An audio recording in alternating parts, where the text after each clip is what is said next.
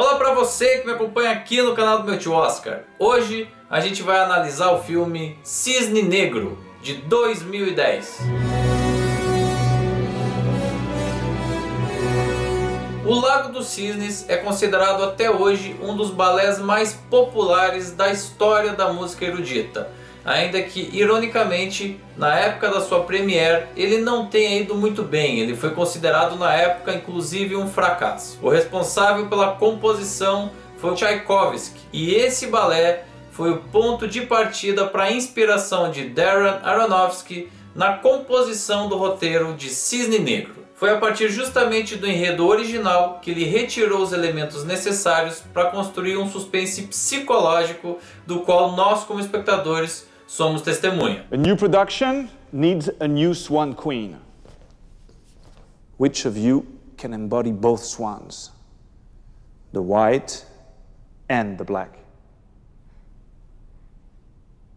O balé é o grande pano de fundo para essa história. E inclusive no momento que eu estava assistindo, eu me lembrei automaticamente do filme Momento de Decisão, que a gente já analisou aqui no canal, do ano de 1977, e também tinha o balé como o elemento central de todas as ações do elenco. Se você ainda não conhece esse filme, porventura aproveite e volte nos arquivos do canal para assistir o vídeo resumo com a análise dele. Quem pratica, já praticou ou conhece alguém que faz balé, sabe muito bem que esse meio é extremamente exigente e competitivo. O tempo e a dedicação de cada bailarino chega a impressionar quem não está muito envolvido, quem não está muito por dentro desse universo. São sacrifícios físicos e sociais feitos a todo momento em prol dessa busca pela perfeição. E é dentro exatamente desse contexto que nós somos apresentados a personagem protagonista do filme, Nina. Ela é uma bailarina ainda jovem que ensaia em uma companhia e mora sozinha com a sua mãe, uma ex-bailarina aposentada, frustrada e que na realidade projeta na filha todas as questões que ela mesma não conseguiu atingir na época que se dedicava ao ofício. Ela é extremamente rígida e controladora com a Nina, e assim ela acaba recebendo essa pressão de pelo menos dois lados. Dela mesma, que tenta conquistar o seu próprio espaço dentro daquela companhia, e da mãe. No, I have. Mom. Disgusting habit. Jesus Christ, I thought you were done with this, Nina. Shrugs. You keep wearing the shrugs. Sit down. You have the white one and the pink one. And that'll hide it. And then I'll dig out that expensive cover-up. We still have some. No one will see it. Por ser uma bailarina sempre muito dedicada, esforçada e correta, além de tecnicamente muito objetiva, ela acaba ganhando o papel principal da montagem do Lago dos Cisnes, a da Rainha Cisne. No entanto, nem bem ela recebe essa notícia, já se apresenta aí uma questão bem problemática. O papel que ela vai interpretar exige duas personalidades bastante distintas. A do cisne branco, que é bastante gracioso e inocente, e a do cisne negro, mais arrojado, astuto e sensual. Dessas duas características, a Nina se encaixa perfeitamente no papel do cisne branco, mas não consegue convencer o coreógrafo da peça a respeito do cisne negro. When I look at you, all I see is the white swan. I can dance the black swan too. Really? Just want to be perfect. You what? Want to be perfect. Como se não bastasse, além da exigência natural desse papel e da expectativa em relação ao diretor do balé, entra em cena uma nova personagem que ameaça inclusive o papel de Rainha Cisne, a bailarina Lily. Tudo o que falta na Nina em relação ao personagem do Cisne Negro parece se adequar perfeitamente na Lily. Ela transborda uma autenticidade, uma paixão, um calor. Os movimentos dela durante a dança parecem mais vibrantes, ela tem uma autoestima melhorada e principalmente um apelo sexual que a Nina definitivamente não tem. São duas personalidades bastante distintas que vão acabar se aproximando e gerando aí alguns conflitos ao longo da trama. Hello? Hey. What are you doing here?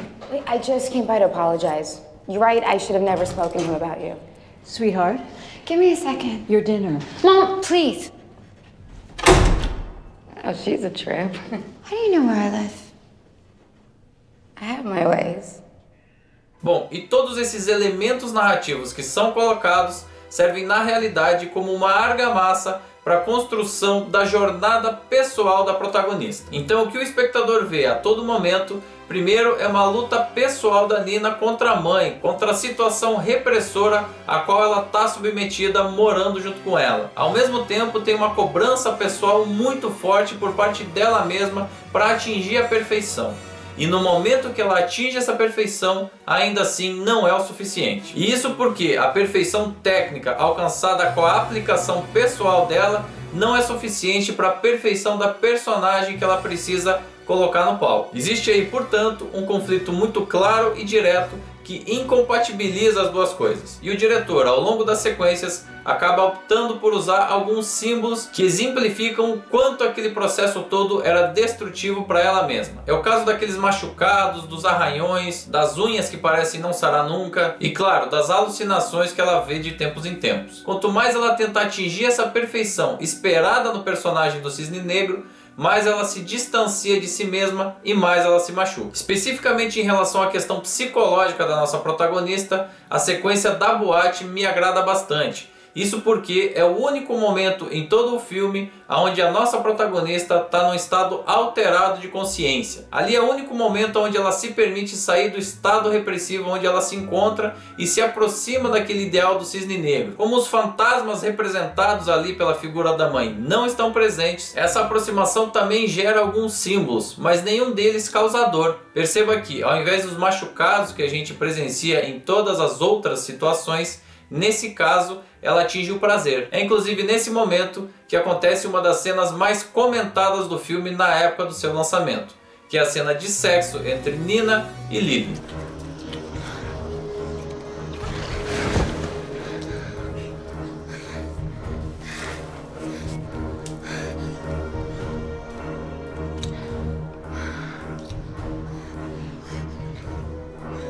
Esse conjunto de dialéticas utilizadas nesse filme é classificado por alguns críticos como thriller subjetivo. Na década de 1970, por exemplo, cineastas hoje consagrados se utilizaram dessas ferramentas. Repulsa ao Sexo, dirigido por Roman Polanski em 1965, é um exemplo disso. Já que os recursos narrativos se concentram altamente na nossa personagem protagonista, é natural a gente ver como os outros elementos do filme circundam ela. A gente tem ao longo de todo o filme uma câmera mais solta, que flerta por muitos momentos, inclusive a uma linguagem um pouco documental. É até mesmo esperada essa linguagem e em várias sequências fica muito clara a opção pela câmera na mão. Um recurso que transmite visualmente a instabilidade daquela situação. Visualmente, a gente ainda é testemunha desse conflito interno da personagem a partir dos cenários. Todos eles fechados, internos, escuros. Inclusive um momento que chama muita atenção nesse sentido é a dança inicial apresentada pela Nina,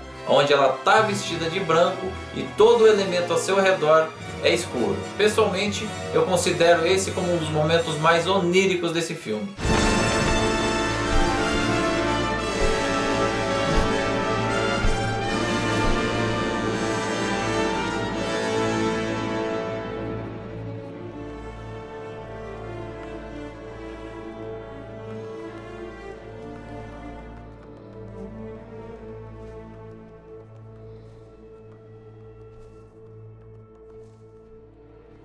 Pessoalmente, me agrada bastante a trilha sonora desse filme, que dispensa comentários, uma vez que é derivada do Lago dos Cisnes original de Tchaikovsky. E como amante e apreciador da música erudita, eu tenho que admitir que as adaptações feitas pela equipe para introduzir elementos do horror e do suspense surtiram um efeito muito impressionante. O espectador fica completamente imerso naquela música a todo momento. Falando agora um pouquinho do elenco, me agrada muito a personagem de Lily, interpretada por Mila Kunis. Infelizmente ela tem muito poucos trabalhos com esse mesmo peso na carreira dela, o que é uma pena, um desperdício na minha opinião. Nesse filme, por exemplo, ela trabalha um contraponto crucial para o desenvolvimento da nossa protagonista e reforça todas as qualidades da mesma a partir desses conflitos. Existe muita competência e muita desenvoltura na interpretação desse papel, além, é claro, de ser uma atriz belíssima. Quem interpreta o diretor da peça é o ator Vincent Cassel, que na minha opinião está bem, mas nada de excepcional. Nesse sentido, me agrada mais Barbara Hershey e Winona Ryder, que têm papéis menores, mas muito mais seguros. E claro, a grande estrela desse filme é ninguém menos do que Natalie Portman. O profissionalismo e a entrega dela fazem dessa interpretação uma das melhores não só desse ano de 2010, como de muitos anos. Além de ser um papel psicologicamente muito difícil, que requer muito trabalho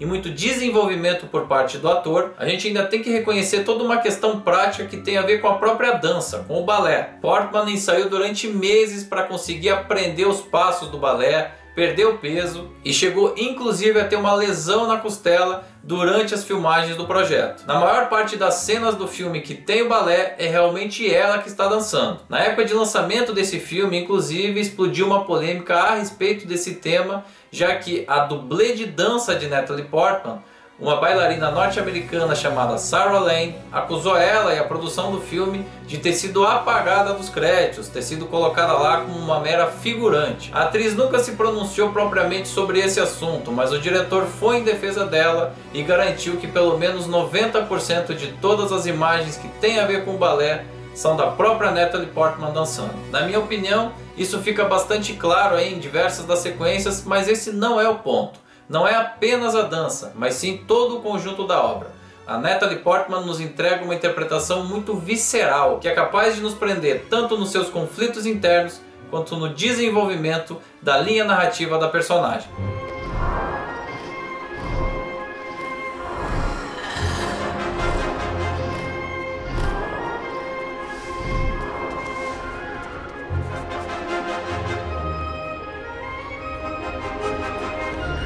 Esse é o tipo de trabalho que divide opiniões, mas no meu ponto de vista, esse é o filme mais forte, marcante e surpreendente de toda a lista de indicados pela Academia nesse ano de 2010. Além de ter um desenvolvimento narrativo perfeito e um final apoteótico, é um filme também mais arrojado, mais cru, que se oferece mais ao espectador. Para completar, as suas maiores virtudes estão justamente nos requisitos que fazem a diferença de um filme mediano para um filme bom. Roteiro, direção e atuação. Para mim, um dos melhores filmes não só desse ano, como de vários anos na história da Academia. The only person standing in your way is you. It's time to let her go. Lose yourself. E você aí, também gostou do filme assim como eu? Deixe aqui embaixo o seu comentário, a sua opinião, use o espaço também para deixar a sua crítica, a sua dúvida, a sua sugestão, o que você quiser, fique à vontade. Também curta o vídeo, compartilhe o material e claro, se inscreva no canal, não esquecendo de ativar o sininho com as notificações. A gente segue falando dos filmes indicados pela Academia nesse ano de 2010 e a próxima sessão é do filme O Vencedor. Tá muito bacana e eu te espero aqui.